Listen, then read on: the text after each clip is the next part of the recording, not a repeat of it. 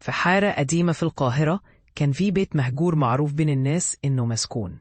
كل اللي عايشين في الحارة كانوا بيقولوا إن الألعاب اللي في البيت ده بتتحرك لوحدها، لكن مفيش حد كان جريء يكشف السر. في يوم من الأيام قرر شاب اسمه كريم إنه يستكشف البيت. كان عنده فضول كبير وسمع عن الحكايات اللي بتحكيها الناس. جه الليل ولبس كريم جينز وتيشيرت وأخد معاه كشاف صغير. وصل للبيت وفتح الباب الخشب القديم اللي كان صوته زي صراخ. دخل البيت وكان مليان غبار وريحة عفنة. كل حاجة كانت ساكتة، لكن كريم حس بشيء غريب في الجو. بدأ يمشي في الأوض، ولما وصل للأوضة الكبيرة شاف مجموعة من الألعاب، دمى، عربيات، وحتى دمى موسيقية. كلهم كانوا في حالة سيئة، لكن كريم كان مصمم إنه يعرف إيه اللي بيحصل. فجأة سمع صوت خفيف، كان صوت دمية صغيرة بتقول تعال العب معانا. كريم اتجمد في مكانه، لكن فضوله كان أقوى. قرب من الدمية، ولما لمسها حس بشيء غريب. الدمية ابتسمت وفجأة بدأت تتحرك لوحدها. كريم اتراجع بخوف، لكن الدمية قالت مفيش داعي للخوف، احنا هنا علشان نلعب. كريم حاول يهرب، لكن الأبواب اتقفلت لوحدها. الألعاب كلها بدأت تتحرك، وكل واحدة فيهم كانت بتقول تعال العب معانا. كريم كان في حالة من الرعب، لكن كان عنده فضول يعرف ايه اللي بيحصل. قرر انه يفضل ويشوف. الألعاب بدأت تتجمع حواليه، وكل واحدة فيهم كانت بتحكي له حكاية.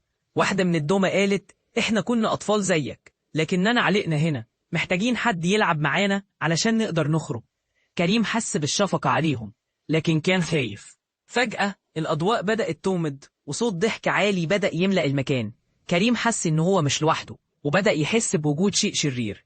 الألعاب بدأت تتجمع بشكل دائري حواليه، وكلهم كانوا بيضحكوا بصوت عالي.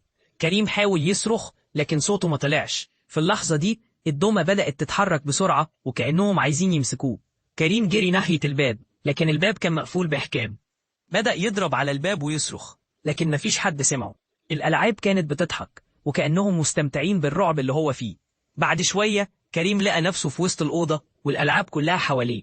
حس إنه خلاص مش هيقدر يهرب، لكن فجأة الدمية الكبيرة قالت لو عايز تخرج لازم تلعب معانا لعبة. كريم كان مضطر إنه يقبل التحدي. بدأت اللعبة وكانت عبارة عن أسئلة وأجوبة. كل ما يجاوب صح الألعاب كانت بتضحك، لكن لو جاوب غلط كانوا بيقربوا منه. كريم كان مركز جدا وبدأ يجاوب على الأسئلة. بعد شوية حس إنه قرب يخلص. في النهاية الدمى قالت أنت نجحت، دلوقتي تقدر تخرج. الباب اتفتح وكريم جري بره البيت، وهو خارج سمع ضحكهم وصرخاتهم ورا ظهره. لما وصل للحارة كان قلبه لسه بيخفق من الرعب. من ساعتها كريم مرجعش للبيت المهجور تاني، لكن كل ما يمر من جنب البيت كان يحس بنظرات الألعاب وسمع ضحكاتهم. الحكاية دي فضلت معاه وفضل يحكيها لكل أصحابه، لكن مفيش حد كان مصدق. والبيت فضل مهجور، والألعاب اللي بتتحرك لوحدها كانت مستنية ضحية جديدة.